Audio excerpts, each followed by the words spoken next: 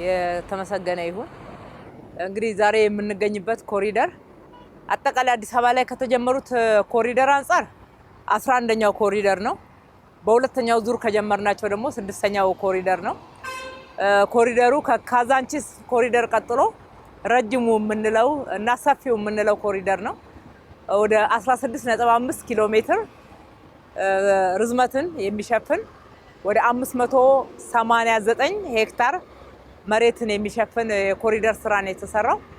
ኮሪደር ብንለውም በርካታ የከተማ መልሶ ማልማት ስራዎች በውስጡ እንመለከታለን። እነኚህን ስራዎች ስንሰራ አንደኛ ፍትሃዊነት ጉዳይ ነው። የተሽከርካሪ መንገዶችን አስፍተናል።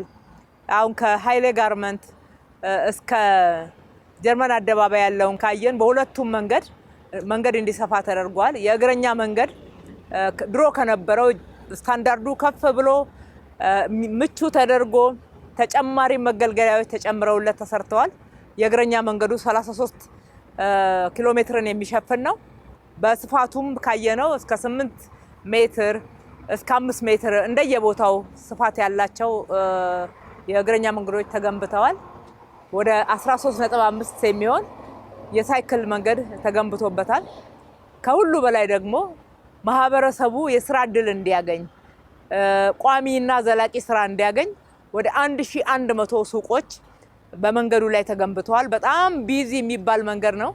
በርካታ መሸጥ፣ መለወጥ፣ ግብይት፣ ቢዝነስ የሚሰራበት መንገድ ስለሆነ ማህበረሰቡ ይህንን እድል እንዲጠቀምበት በጉልት ሲሰሩ የነበሩ እናቶች ጽድት ያለ ሱቅ የተሰራበት ጥላ ስር ተቀምጠው ብቻ ሳይሆን የሚያምር ስፍራ፣ ንጹህ ስፍራ ተቀምጠው በተሻለ ሁኔታ መነገድ የሚችሉበት በርካታ ጎስቋላ ገጽታዎች አበባ መስለው ፍክት ብለው የተሰሩበት ነው። የአዲስ አበባ ወጣቶች ለስፖርት ያላቸው ፍቅር የተለየ ነው። የህብረተሰቡን ፍላጎት እና ጥያቄ ነው በዚህ ውስጥ እየመለስን ያለ ነው። ከዚህ የተነሳ በዚህ ኮሪደር ላይ 20 የስፖርት ሜዳዎች ተሰርተዋል። 20 የህፃናት መጫወቻዎች ደግሞ በተጨማሪ ተሰርተዋል። በየመንገዱ መጸዳዳት ነውር መሆን አለበት ብለን ጽዱ ኢትዮጵያ ኢኒሼቲቭ በጠቅላይ ሚኒስትራችን የተጀመረው እውን ከተደረጉበት ኮሪደሮች ውስጥ አንዱ ነው። 40 መጸዳጃ ቤታዎች ተሰርተዋል። የፓብሊክ ማለት ነው፣ የህዝብ 40 መጸዳጃ ስፍራዎችን ሰርተናል። የወንዝ ልማት አለው። 5.2 ኪሎ ሜትር የሚሆን የወንዝ ዳርቻ ልማት ተሰርቷል።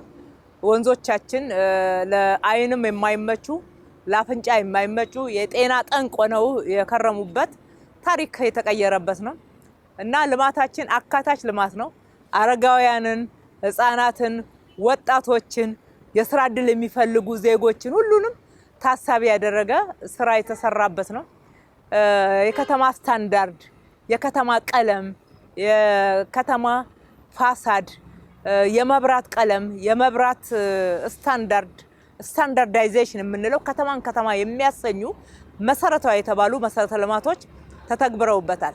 በተለይ ከዘላቂ ልማት አንጻር መሰረተ ልማቱ ላይ የድሬኔጅ፣ የስዌሬጅ፣ የመብራት እንደ ሸረሪት ድል የተጠላለፉ የነበሩት እነኛ ገመዶች ጠፍተው ከመሬት በታች ሆነው በእያንዳንዱ ቦታ ላይ መሰረታዊ ኢንተርቬንሽን ወይም ደግሞ መሰረታዊ የሆነ አዳዲስ ስራዎች የተሰሩበት ነው። የመንገድ አካፋዮቻችን እንደምታዩት ህዝብ አረፍ የሚልባቸው፣ ውሃ የሚጠጣባቸው፣ መጸዳጃ ቤት መግባት የሚችልባቸው፣ ከፈለገ ደግሞ ዘና ብሎ ቁጭ ብሎ መጽሐፍ የሚያነብባቸው ስፍራዎች እንዲሆኑና እያንዳንዱ የሚቀመጠው ቦታ የሚማርበት የሚያርፍበት ለአእምሮውም ለጤናውም ምቹ እንዲሆኑ የተደረገ ነው።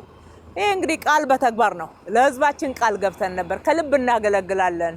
የምናገለግለው አገልግሎት ዝም ብሎ የሚወራ ሳይሆን በተጨባጭ የህዝቡን ህይወት የሚለውጥ በህዝቡ ኑሮ ላይ አዳዲስ እሴቶችን እና የኑሮ ማሻሻያዎችን የሚያመጣ ህዝቡ ሰፊ የስራ እድል የሚያገኝበት፣ ገቢ የሚያገኝበት፣ ኢኮኖሚ የሚነቃቃበት እንዲሆን አድርገን ነው የምንሰራው ብለን ለህዝባችን የገባነውን ቃል በተግባር ፈጽመንበታል። ከልብ ነው የሰራነው። ከልብ ነው ህዝባችንን እያገለገልን ያለነው። በእያንዳንዱ ስራ ውስጥ ህዝቡ አልተለየንም። ትልቅ ምስጋና ማቅረብ እወዳለሁ። በየደረጃው ያለው ኮሪደር ሲሰራ ማህበረሰቡ ሌላው ቢቀር የራሱን ህንፃ በማጽዳት ሱቆቹን ወደ ስታንዳርድ በመቀየር በፋሳድ እንዲሁም ደግሞ በሺዎች የሚቆጠሩ ህንፃዎችን መልሶ በማጽዳት አብሮን ሰርቷል። በማደስና በማጽዳት ብቻ ሳይሆን በኮሪደር ላይ ሌሊት ቆመን እኛ ስንሰራ ለሰራተኞቻችን ውሃ እያቀረቡ አይዟችሁ በርቱ፣ ይሄ ለልጆቻችን ነው፣ ይሄ ለኛ ነው እያሉ የሚያበረታቱበት በጣም ትልቅ ጉልበት ሆኖን ሁል ጊዜ መመረቅ፣ ሁል ጊዜ አዳዲስ ብስራቶችን ለህዝባችን መንገር በር የከፈተልን ጉልበት የሆነን የህዝባችን ማበረታታት ነው። ቀጥሎ ደግሞ አመራራችን ነው። አመራራችን ዲሲፕሊን ሆኖ ስራ ላይ ውሎ አድሮ ራሱ ምሳሌ ሆኖ እየሰራ ሌላው እንዲያግዘን ያደረገበት አግባብም በእውነት ይሄ እድለኛ አመራር ነው። አዲሷን አዲስ አበባ እንደ ስሟ ውብ አበባ የሆነችውን አዲስ አበባ በመገንባት በኩል አሻራ የማስቀመጥ እድል ያገኘ ነው። በዚህ አጋጣሚ ለአመራሮቻችንም ምስጋና ማቅረብ እወዳለሁ። ከሁሉ በላይ ሀሳቡን አዲስ አበባን እንደ ስሟ አበባ እናደርጋታለን የሚል ትልቅ ቪዥንና በውስጣቸው ከፍተኛ የሆነ ርዕይ ይዘው የመሩን ያበረታቱን ምሳሌ የሆኑን ክቡር ጠቅላይ ሚኒስትራችን ትልቅ ምስጋና እናቀርባለን። እድለኞች ሆነን እንደዚህ አይነት ስራ መስራት እንድንችል ስለመሩን ምሳሌም ሆነው ደግሞ እያበረታቱ በየቦታው አስተያየት እየሰጡ እየተከታተሉ ጭምር እንደዚህ አይነት ስራዎችን ሰርተን በህዝባችን ፊት ሞገስም እንድናገኝ እነሆ ብለን ለህዝባችን ተጠቃሚነት ማቅረብ እንድንችል እድል አግኝተንበታል። አጠቃላይ እንግዲህ ከፉሪ አደባባይ ጀምሮ በኃይሌ ጋርመንት እስከ ሳር ቤት ድረስ ፏ ብሏልና ህዝባችንን እንኳን ደስ ያላችሁ፣ ተጠቀሙበት፣ የእናንተ ነው። ልጆቻችሁ፣ ህፃናቶች፣ አዛውንቶች ሁሉም የጋራ የሆነ መጠቀሚያም እንደየእድሜያቸውና እንደየፍላጎታቸው ደግሞ ተሰርቷል። ለዛሬው ትውልድ ብቻ አይደለም ለሚቀጥለው መተላለፍ አለበት። ስለዚህ በመንከባከቡ በኩል አደራ የወጣበት የእናንተ ሀብት ነው፣ እንዳይባክን አጠቃቀም ላይ እንዳይበላሽ። ስለዚህ በጋራ እንጠብቀው፣ እንሰራለን እጅ ለእጅ ተያይዘን። ብዙ ኮሪደሮች እየተጠየቁ ነው አሁን አዲስ አበባ ላይ።